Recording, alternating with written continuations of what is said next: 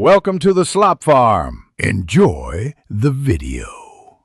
You start by confirming where the blacklist originates and why the app was flagged. This matters because each authority enforces different rules. Once you have the source, back up app data and collect the app package name and device identifiers so you can prove ownership or intent. Make sure developer options and USB debugging are enabled for deeper diagnostics. Now open the diagnostic logs and note rejection codes. These codes tell you whether the block is policy, signature, or reputation-based and guide the next fix. Next, focus on remediation.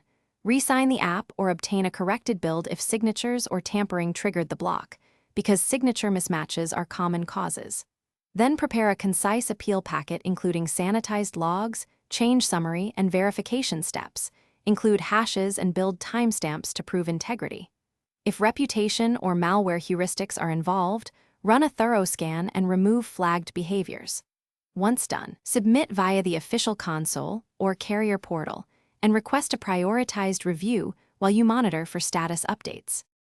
To finish, reinstall the fixed app from the approved source and watch real-time logs to verify no new flags appear. This confirms the block is cleared. If the app remains blacklisted, rotate signing keys, remove risky permissions from the manifest, and request a manual human review explaining the exact remediation steps, because automated systems sometimes cache results.